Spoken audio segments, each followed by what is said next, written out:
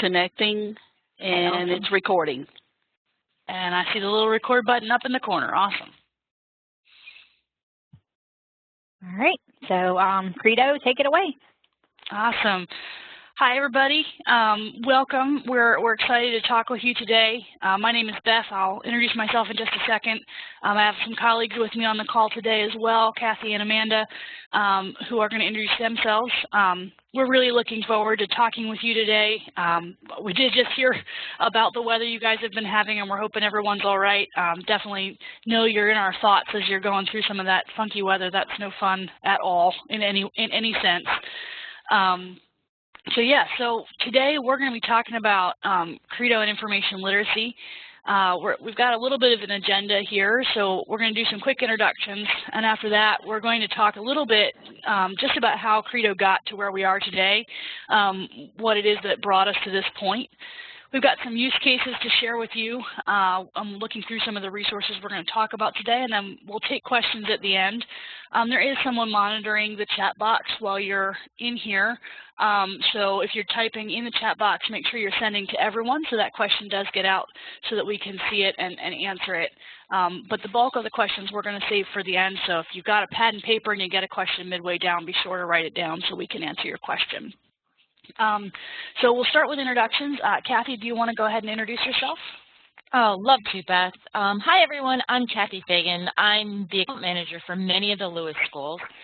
And basically, I'm your first line of defense, your point person for all things Credo. So feel free to reach out to me both after this call, if you're interested in discussing your own information literacy initiatives on campus, and anytime at all. Phone, email, whenever you have any Credo questions or needs. So that's me.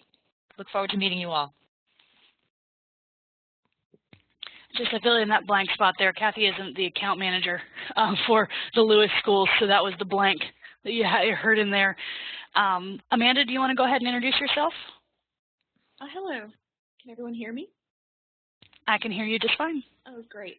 Okay, my name is Amanda DiFeterici. I'm the channel manager for higher education at Credo.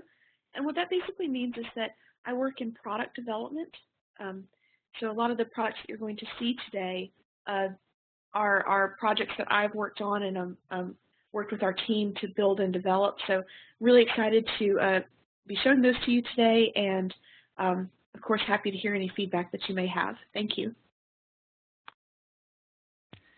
Okay, and my name is Beth Ardner. I'm going to be doing a lot of the talking today, so you'll get used to hearing my voice.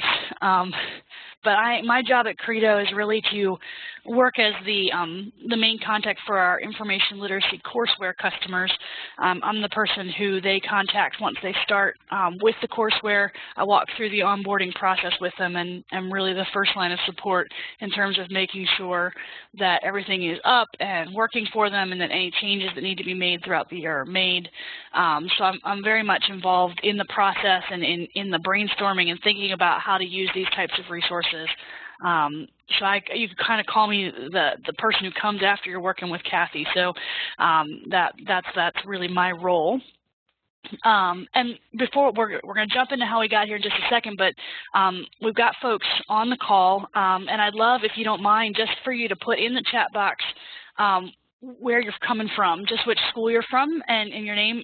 We do see your names in here, but that way we can see where everyone's from, and anybody who doesn't know each other will see who's in the room. If you don't mind putting that in the chat box, it's a great way to test the chat box as well. Please double check to make sure you're sending that through to everyone, just to be sure. I see. All right, we got some folks coming in. Hi, Megan. And Bethany and Nancy. You can't see me. I do this as a kind of a tick, but I'm waving at the screen to all of you as you're typing in your names and your schools. So you can imagine me waving from my desk. All right. Thank you. Thank you, Megan. I'm not alone in the waving at screens. It's a thing, I'll tell you what. Okay. Well, so if anyone hasn't had a chance to type their names in yet, please do, or if you get to this later, feel free to type that in just to say hello. I'm going to go ahead and jump right into talking about how we got here. So Lewis has, as a consortia, been working with Credo since the very beginning of our first steps into working with information literacy and critical thinking. So your organization has been really a fabulous partner with us, and we really have appreciated the opportunity to partner with and support you over the last few years. You really are going to be most familiar with our information literacy products through your Literati customized platform, which is one of our earliest and most exciting steps into information literacy. And alongside that is the Learning Solutions Services, which your consortia uses at a high level. And that's going to be those videos and tutorials and things like that that you're seeing in your Literati platform that are customized to Lewis. The team at Lewis works with us to create custom resources, and that's what Learning Solutions Services does, is allows us and our team of librarians and educators to build resources for you so you can really have a custom use of them. So that's something that you have encountered and may be familiar with. We're not going to focus on those today since you're definitely using Literati and you will have had some interaction with Learning Solutions services that were built for you through your consortium. But the other two resources that we have built out in the last few years are the InfoLit modules and the InfoLit courseware. And those are the two we're going to focus on today when we're talking about use cases, just to give you a little something new and different. The InfoLit modules and InfoLit courseware both come from the same inception, which is from a resource that was called the Information Literacy Course Modules. And those are a resource we built really thinking about different and innovative ways that we can support libraries.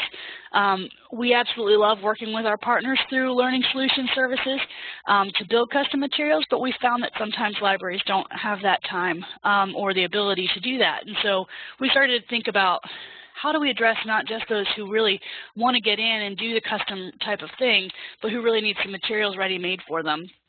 And that's how the Information Literacy Course Modules came to be. So we built that resource out, released it, and had folks started using it, and we took a lot of feedback through that.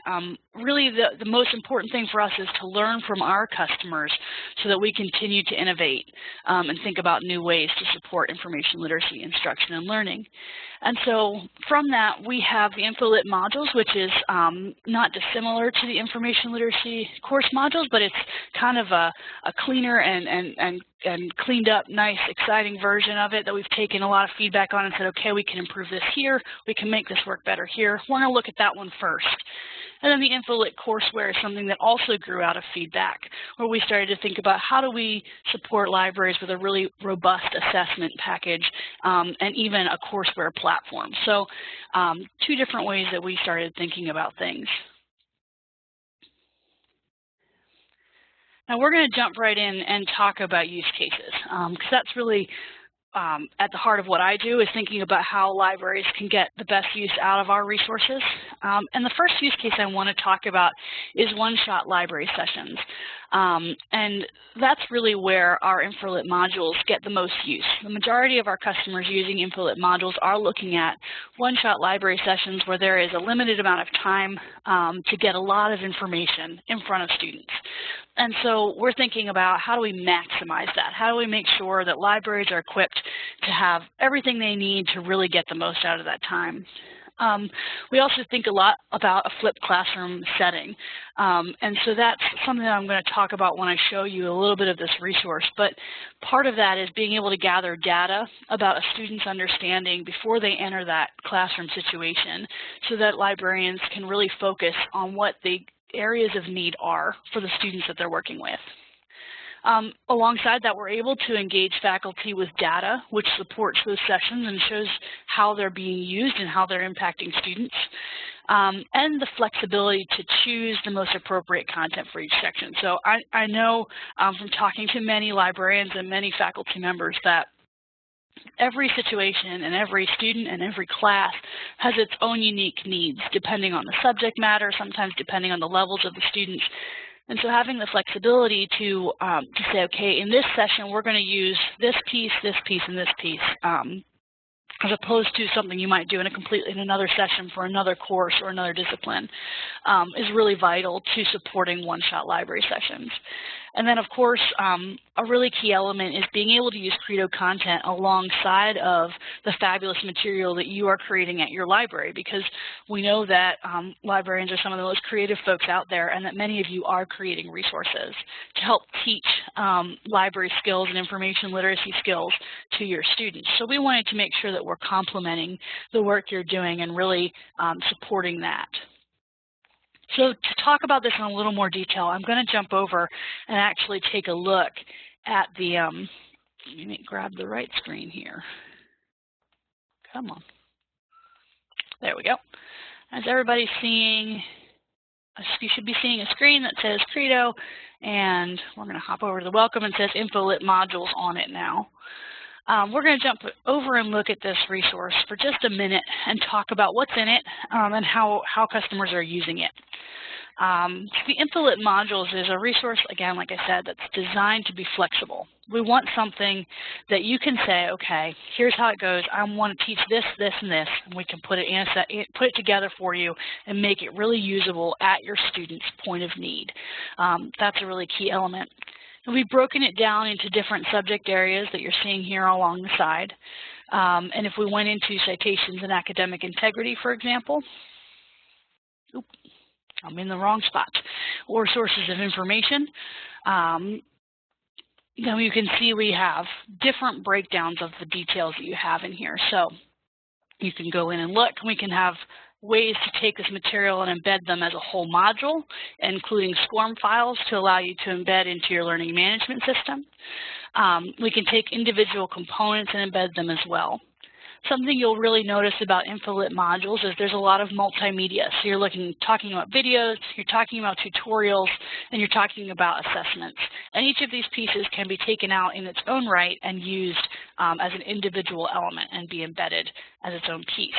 So we really wanted to think about this as almost like a menu of materials that you can use. You can see that all here. Now, just to briefly touch on the multimedia, we have a lot of multimedia in here. We're going to take just a quick snapshot of how data becomes knowledge. The reason I want to show you this is because all of our content in all of our resources is compliant with the American Disabilities Act. We want to make sure that not only can you use this any way you need to use it, but also that you can use it with all of your students regardless of disability. So we have closed captioning in all of our materials, for example. You'll see that here.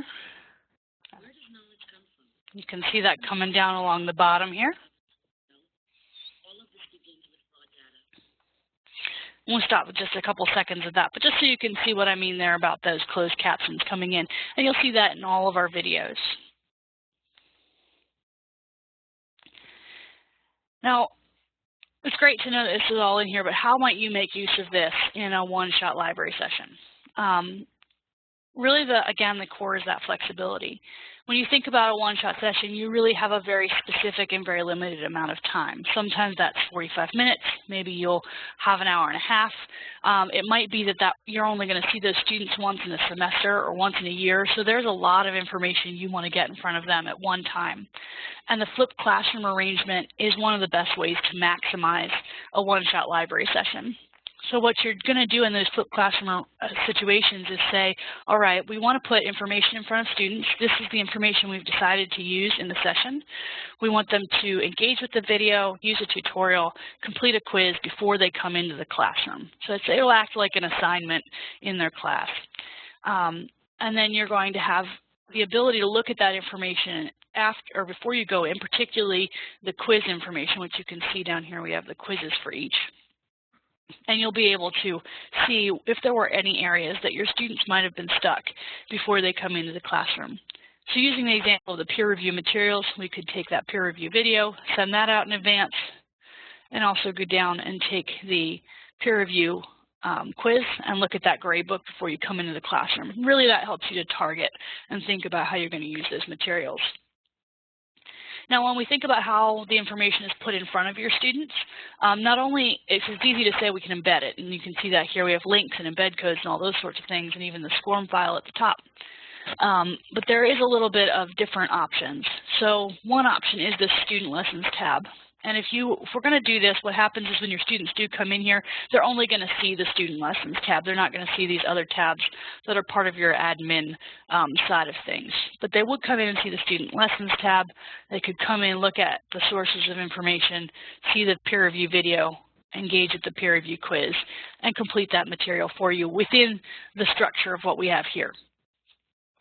But you also have the ability to embed this content in different places. So you can send out or can send students to a LibGuide or to a subject guide that you've created to engage with content. And this is a great way to really embed our content alongside of your content so that you can look at this and say, you know what, we like this video on peer review, but we've also got some materials we want our students to look at that we've developed. So that's a great way to do that. And you can see we can embed all sorts of different materials. So you're seeing a video embedded here, but we can also embed the quizzes. So you can actually go in and have students engage with a quiz. Give this just a second to load. So you can see that here, and I apologize, it's asking me to log in. It's going to do the same thing with the tutorial, I'll bet it does. Apologies for that, folks. It's catching me for not being on one of our systems right now. But it has the same effect as this video had right here, where you're going to see that piece embedded within and actually have your students engage with it within your LibGuide. So it gives you really a different way to get this out in front of your students. And we even do, like I pointed out, have those individual links so you can actually send a video link or a module link or a quiz link out to students so they can use it. Now, thinking about flipped classroom, sometimes that's, and thinking about one-shot sessions, sometimes it's a question of what kinds of additional things we want to get out of it. So when you do have a one-shot session, oftentimes we find that folks really, if it's a one-shot session where you're being invited into the classroom, sometimes the faculty members are looking for proof of completion of materials and things like that. So we do have InfoLit certificates of completion that you can provide to your students, that they can say, okay, we've completed this, give that to their faculty member, and get a grade or get a pass-fail or extra credit or things like that. We do have some digital posters as well for those who really want to promote this. If maybe you are doing a library workshop for your library where students are being invited in, and it's not necessarily something that is embedded in the classroom, so different ways to promote. And we do offer the answer keys for all of the quizzes, so that way you can really get in there and be sure of the answers that your students are providing. And then lastly, of course, we want to be sure you have everything you need to know how to use this, and that includes suggestions for how to use the modules, ways to present the multimedia.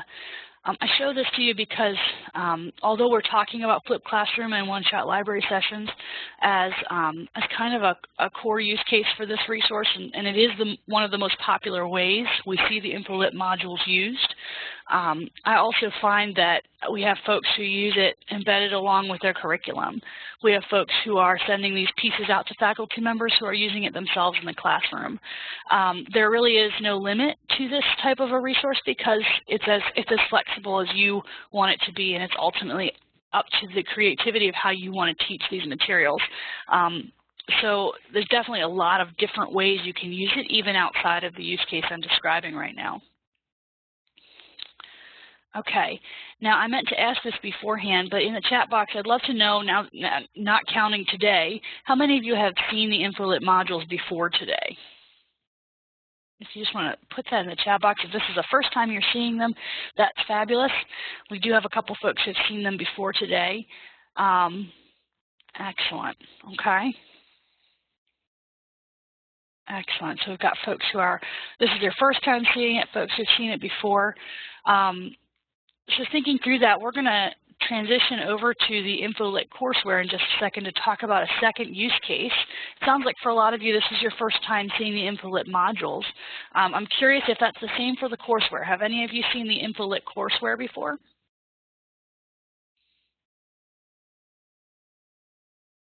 First time for that as well. Okay. Excellent. So it sounds like a lot of you are going to get a fresh view of both of these, but knowing that, I do want to, again, encourage you to feel comfortable asking questions at the end about these two resources because we're showing both today, and I want to make sure that you feel comfortable with what each of them are. So yeah, let's do that. Let's go ahead and transition over to that second use case. So we talked about case one-shot library sessions, which is, like I said, the most popular way that our InfoLit modules get used. Case number 2 is talking about cross-campus collaboration. And this is really the most popular way that our InfoLit courseware gets used. When we think about the difference between the two and the difference between a one-shot session or cross-campus collaboration, the InfoLit courseware is really designed in such a way that it can sit alongside of curriculum and be used in the classroom in a step-by-step way to teach a student the concept. So it really walks through a lot of information. It provides faculty with resources to teach and assess information and information literacy and critical thinking learning objectives. What we find a lot of times when we're talking with folks about the courseware is that faculty members in many cases do have learning objectives within their syllabi that are information literacy learning objectives, and many times they wouldn't identify them as such. So we're talking a lot about those sorts of things and thinking about how can we help faculty address that? How can we help make sure that those learning objectives that are in the syllabi that are information literacy and are critical thinking are getting taught and assessed thoroughly? The courseware provides really robust data to support accreditation requirements. For example, we have a courseware customer who is specifically using the courseware to address the critical thinking requirements in SACS accreditation in their 5-year plan for their QEP. And they're looking at really mapping that out and using us to obtain data that demonstrates that they're meeting those objectives. And we'll talk a little bit about what that means when we say providing robust data, but that's something that's going to be appearing in the courseware that you don't see in quite the same way in the InfoLit modules. Like the InfoLit modules, however, there are a lot of flexible options for in-class learning and for out-of-class assignments and ways to set this up so that really you're able to narrow down to the materials that make the most sense for how you're using it. But what we really see most commonly is having the courseware used to support campus objectives for things like a first-year experience or a student success course, or we have folks who are using it in a learning frameworks course. For general education requirements, and even for very specific curriculum. So for example, we have a courseware customer who very recently had us set up a copy of the course for their Greek mythology class, because there's elements in that class of information literacy that the students are being required to learn. So you can see what I mean about embedding that in all of these different places across the campus and thinking about how we can collaborate with a lot of people on campus. Now we're going to switch over here and take a look at the courseware itself. And you can see this is a little bit of a different look and feel than what we were looking at a minute ago. Now, we're still in an admin module, so in the InfoLit modules, we were looking at the administrator functionality, so you can get in and see those embed codes and things like that. We're in the same situation here. This is what we call an instructor view, and this is what basically anyone who is teaching the course materials would have access to, where they can go in and see all the pieces. But what's really different here is we set up different tracks in the courseware. So you can see we've got a composition setup, a first-year experience setup, a library instruction setup, and a student success setup. And this is really customized to whatever the institution wants. So like I said, we have somebody who has set up a course copy for Greek mythology, so you'd see that here, Greek Mythology 101 as a course copy. And that allows us to really get down in and look at what content students are going to use in that course. Now we're going to spend most of our time here in this first year experience trial, but before we do that, I want to show you the breadth of content. Oh, gracious, I must have been logged out. Apologies, folks. There we go.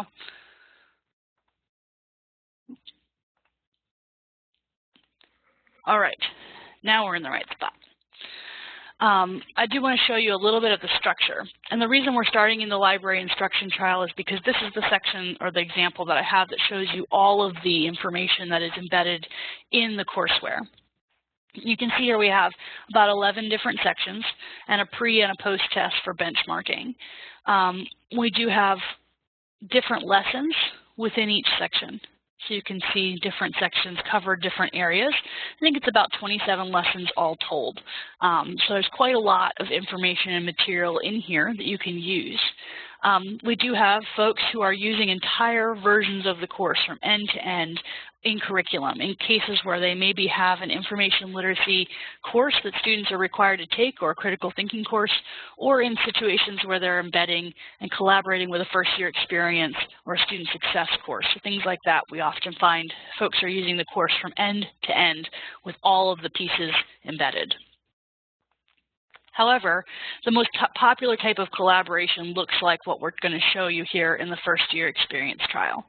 And that's where the library or the QEP committee or the Student Success Center or whoever is the main user of the courseware is collaborating with whoever is going to do the teaching to determine which sections and which lessons make the most sense for students to engage with in different places. So in this case, we're showing an example of how you might set up a first-year experience course copy. And we've included 5 lessons, 3 sections: why information literacy matters, evaluating information, and ethical and social issues. You can see there's 2 lessons in these last 2 here. And each of those has different lessons we can walk through.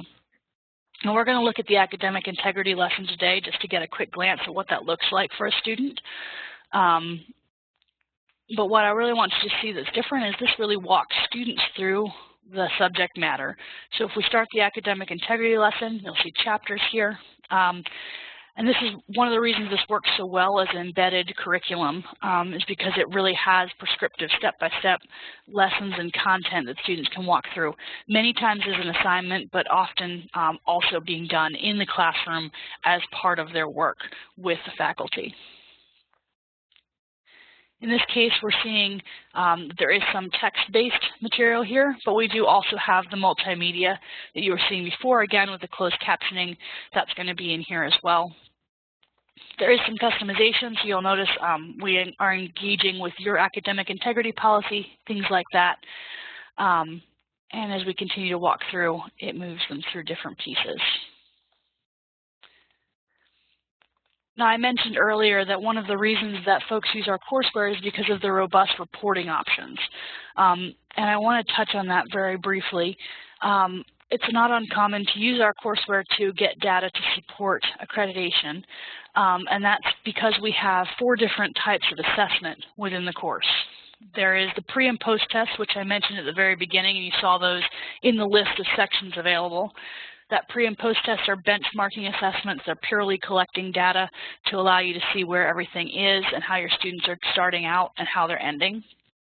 Many people use those benchmarking assessments multiple times, so it's not simply a matter of benchmarking them once and then again at the end, but they might be using the pre-test at the beginning of their first class in their first year experience, and then the post-test at the end of that, and then the post-test again a year or 2 later to see if they've contained and managed to continue with that skill set. So there's a lot of different ways to think about benchmarking.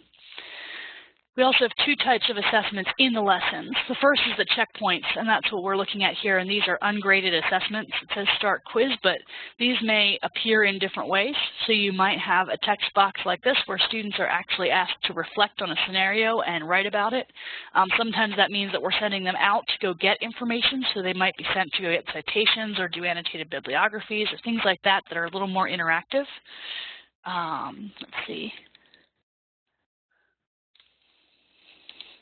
We're going to say, how can this affect your work? I'm just going to put a very flippant answer in there, but just so we can see what we get here. Some of these checkpoints may also be multiple choice, so they're getting a true or false or being asked a multiple choice question. But like I said, they're ungraded. They're really meant to help students reinforce, did they understand what they just learned? The formative assessments are at the end of every lesson, and these are multiple choice assessments that your students engage with where they're asked about the content they learned about, and I am going to confess fully that I am not reading the questions right now, so just because I want to show you at the end of this how these work. These are usually about 3 to 5 questions. Obviously, you do not want your students to do what I'm doing right now because it doesn't do well for them in terms of grades.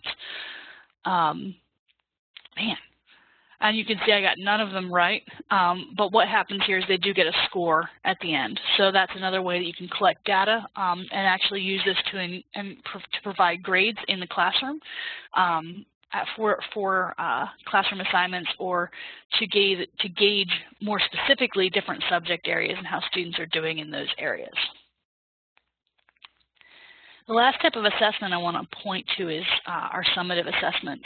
And these sit completely outside of the course. Actually, let me backtrack before I do that. There's a section over here called supplemental materials.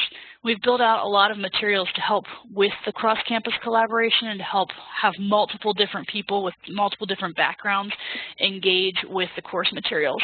One of those is through these summative assessments. And if we click in here, you can see we're clicking into the assessments area here, and we're going down to ethical and social issues. We would be downloading this assessment. These assessments are more interactive. They are sitting outside of the courseware where students are going and doing something. They may be filling out a worksheet. They may be engaging with your library's materials, any number of different things where they're asked to do a thing to address the subject matter. It does come with instructor directions, including how to modify, because we know that with this type of assessment, you may need to modify them for specific subject matters. And of course, it comes with a rubric for grading. So there's different types of assessment, again, that you can do. And that's how when we describe robust data, this is really what we're talking about, is having a lot of different ways and data points to draw on to show how your students are engaging with this content and thinking about it. Now, I mentioned not just the assessments, but that we also have other materials. There's course notes and standards maps in here. I've pulled up one of the course notes for the academic integrity section, and you can see that these course notes provide you with not only the learning objectives for the course, but discussion topics, activities to do with your students, and additional resources. And these are great to give everyone a level starting point, so that everyone who's teaching this, whether it's a faculty member or someone, again, in your Student Success Center or things like that, whoever it is, can start from that same place. And then lastly, because we do want you to really be able to demonstrate what your students know, we have done a lot of mapping to show how our materials are addressing 4 different information literacy standards. That's the ACRL frameworks from 2015, the original ACRL standards, the SCONL standards out of the UK, and the ANZL standards out of Australia and New Zealand. So we really wanted to be as thorough as possible, and we've mapped down to the individual assessment level to actually show you how those assessments are addressing each of those standards. So thinking about all of that, we're going to come back over here. You can see how courseware is really designed with the thought of how do we engage multiple people and students at the curriculum level across the campus. And that is certainly, again, the most popular use case for how folks are using our information literacy courseware. But just like the InfoLit modules, we also see quite a lot of different ways that it's being used. So we do have folks who use this resource as part of their one-shot sessions and workshops. We do have folks who use this down to its components and maybe are engaging with it at orientation. We even have someone who's creating it as a refresher for their grad students. So a lot of different ways that we can think about this content, and it ultimately comes down to how you want to teach this material and what kind of information you want to get out of it. So keeping that in mind, we're going to jump back over here. So you've seen both now. You've kind of got a picture of both, and certainly we can answer questions about them fairly thoroughly. But what I want to stress is that no matter what resource is the best fit for a need, we wanted to be sure of a couple things. We wanted to be sure that we had high-quality multimedia materials no matter what, to engage multiple different learning styles. So you'll find those in both the InfoLit modules and in the InfoLit courseware. We felt that was really vitally important as there's a greater draw and a greater requirement to embed multimedia in teaching and learning, and we know that that's something that kind of crosses multiple different use cases. So that's something we really wanted to be sure of. Providing assessment opportunities was key as well, because there are a lot of needs for assessment, and every assessment need is a little bit different. So we wanted to think about all the different ways we could help with assessment and data gathering. ADA compliance as well. All of our materials are compliant with the American Disabilities Act, so we do feel strongly about supporting learners of all types. And Credo supports you with these resources to help you get started and help you make the most of them in whatever use case you might have. So whether that is supporting our customers through one-shot sessions, whether it's supporting our customers with embedding in curriculum, or in other creative ways that we can use these materials, we're here to help with that along the way. And of course, like I've been saying all along, there's just a lot of different options for deployment. So even though we focused on kind of the two core use cases that we see happening with our customers, I have no doubt that there are ways that these resources are going to be used in the future that we haven't even seen yet, because of the creativity of folks like you who are really in the trenches doing the teaching. And that's really the joy of working with these materials, is being alongside you and hearing how you're doing these things and how we can help. So I want to stop there. I can go into a great deal more depth about any of these resources that you want, but I want to make sure we have plenty of time for questions, and certainly as well for Amanda or Kathy, if you have anything to add that I may not have touched on, or anything that you want to make sure to share with the folks who are on the line. But what I want to start with is questions, if that's all right. And what I want to ask you to do is, if you do have a question, I'd encourage you to type that into the chat box, and we will go from there.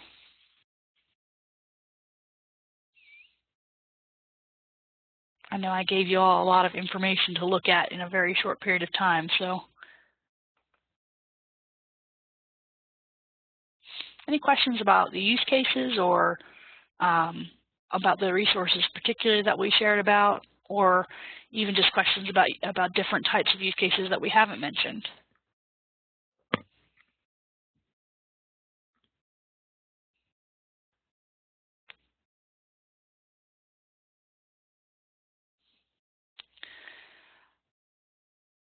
All right, we've got two questions that have come in. One is, has anybody reported problems attempting to embed these resources in learning management systems like Moodle?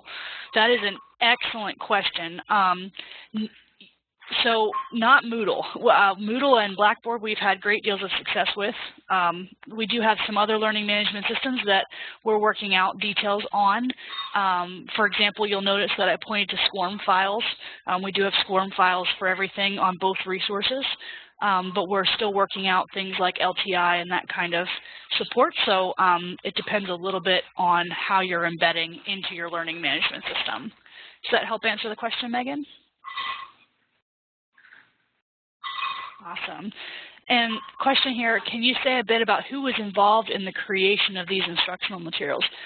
Certainly, but Amanda, I'm wondering if I can pass that to you, because you were a little more involved in that. Yeah, absolutely. So we have a team of instructional design librarians at Credo who were really involved in the creation of these materials. We use a backwards design process where we start with all of the standards that Beth mentioned. We really analyzed the ACRL standards from 2000 plus the new ACRL framework that was published in 2015. And additionally, the SCONAL and the ANZO standards from the UK and Australia and New Zealand. And using those standards, we derived learning outcomes that we wanted to cover in the courseware. And from there, we built our assessment strategy and the content.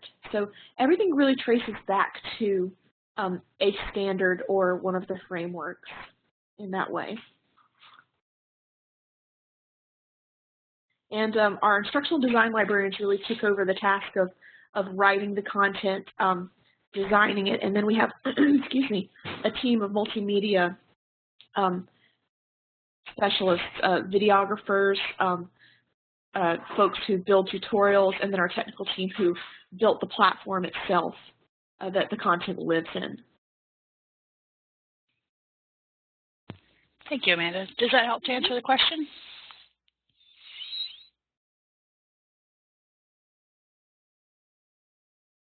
Excellent. Yes, but. Tell me what the but is. Those are the best kind of questions, so please do share. Do you have any test runs with actual students? Amanda, I'm going to let you field that one as well. Sure. So, excuse me. Well, we've really done, because these, both the modules and the courseware products really began as an earlier product that Beth mentioned, the information literacy course modules. We use data from students who are completing those modules to adjust, excuse me, our instructional approach, to adjust our assessments, and to validate our assessments. So, you know, it's been our best practice that you need at least 200 data points or 250 data points on an assessment question to be able to validate it. So a lot of that data came from earlier versions of the content. And now as we we did have beta testers as well who used it with their students and provided us with feedback and with their student scores.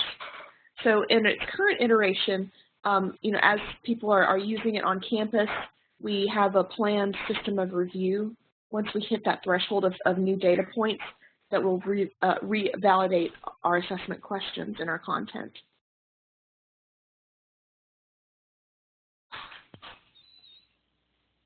That was an excellent question. Does that help to further clarify? Awesome. Okay. Are there other questions about the content or about how we did this or about the use cases? And we're really open to anything, so there's no question that you can't ask.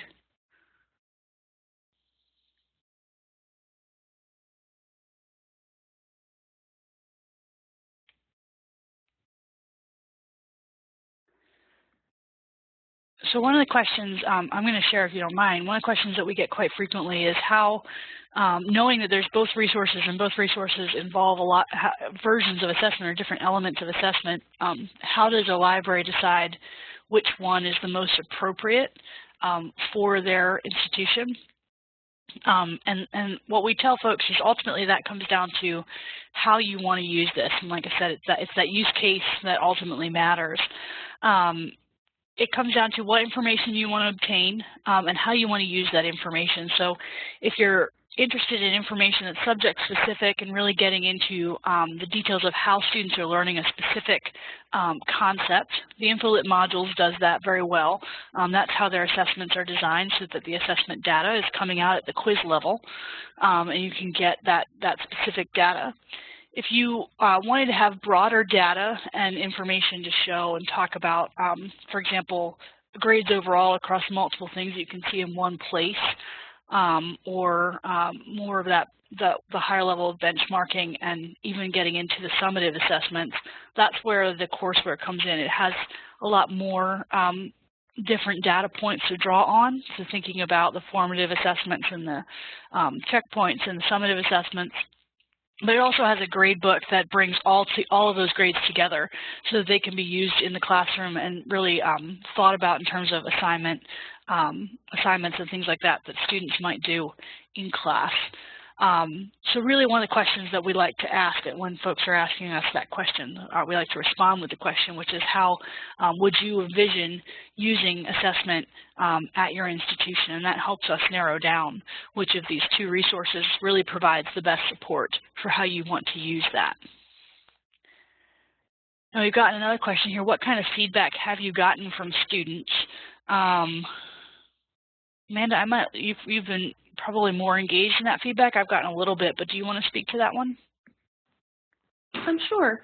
What we found with the modules product and with the courseware as well is that, you know, students are, depending on how it's deployed in the classroom, students are finding that, you know, these are resources they can come back to. It's not just something that was covered, you know, in a lecture and then you're not going to revisit it again, because you know, the multimedia are there. So it's been really helpful for some students as a remediation to come back and have access to that if they need to review it again. You know, we've also heard some students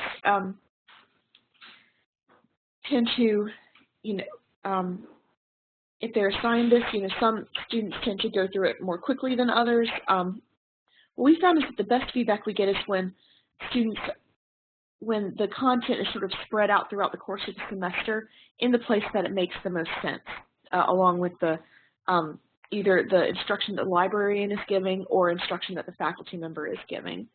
So when it's sort of happening at the right moment for the student is when they seem to get the most out of it.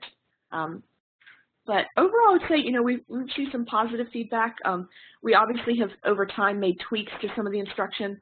If we are hearing that, just a particular topic is not relating to students, or, particularly, they'd like to see more examples of students who are, ethnically or more like them. We've adjusted and hired actors to cover that, for certain videos. So it's sort of an ongoing feedback cycle that we're making adjustments. Beth, can you hear me? I can. It's Kathy. I know everyone that's on the call before, I was cutting out a lot. I just wanted to add to this in that recently I did a presentation to a QEP committee, and I went into fairly great depth with the demo. Kathy, you are cutting out again. Okay. I'm wondering, is that something you're able to share with us in chat? I will do that. Thank you.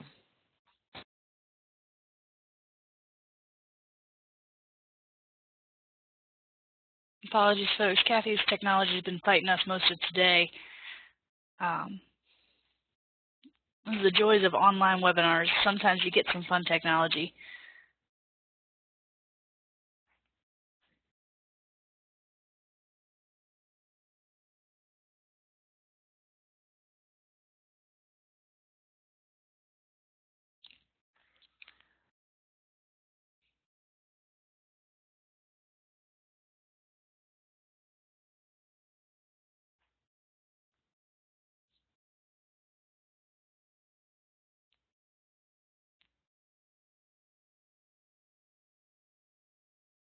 You'll see in the chat box what Kathy's describing is that she attended a QEP meeting that involved both faculty and students. In that meeting, faculty were discussing whether the assessment platform was what they needed. In this case, they were looking at the InfoLit courseware, I believe. And one of the students piped up that that's not something they care about, that what they really needed was the information to make sure they could learn how to research well. It was really, Kathy shared this one with me. Before, they loved the videos, they loved the tutorials, and it gave a lot of just that that reminder that different folks who are using this, students versus the faculty members, have different needs that they're going to get out of this. Yeah, as Kathy pointed out, it was a bit of a wake-up call to the administrators who were going to be using this resource, as a reminder that although, yes, there's data that they needed, that really what the students needed out of it was that content.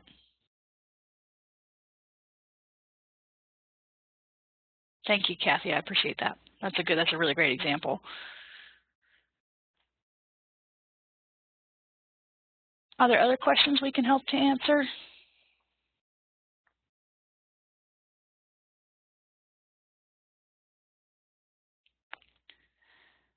Well, as you're thinking about questions, one of the questions that often comes up as we're looking at both of these resources is how to really customize. And I kind of touched on being able to use this material alongside material that you have.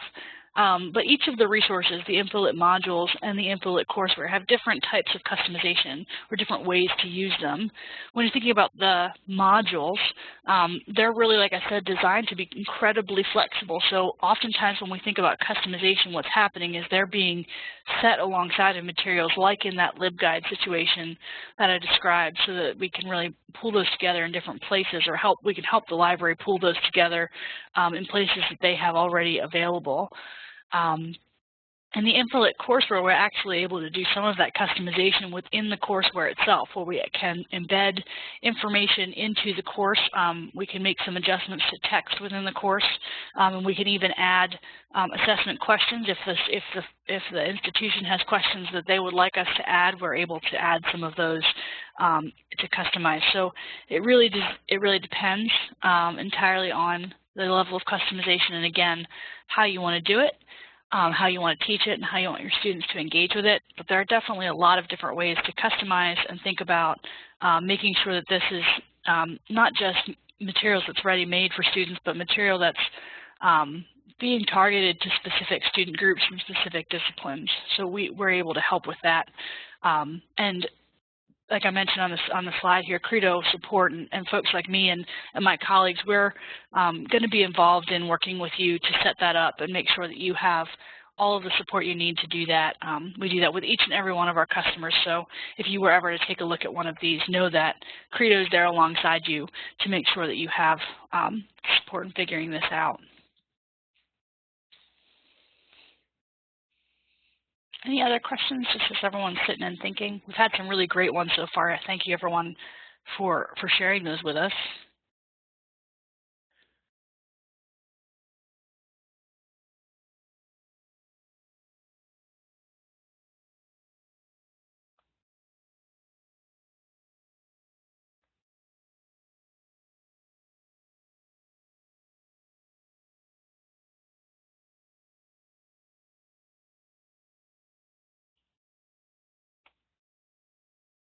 Okay, I'm going to assume nobody else has any questions. Of course, if you do while I'm talking, you can just pop in. But yes, we want to say thank you to Beth, Amanda, and Kathy for demonstrating Credo's information literacy solutions. And I will send out the recording along the discussion list that we sent out the reminders for. Remember, there is the information literacy discussion list, so if you have any questions or if you want to have an internal chat on this product, you know, you can send that out on the information literacy discussion list. And if you have any questions for me, you can just email me at jamieb@lsu.edu. And again, thanks everyone for coming. Hope you survived the bad weather and hope you have a great week. Thank you so much, everybody. It's really been a pleasure talking with all of you. Thank you.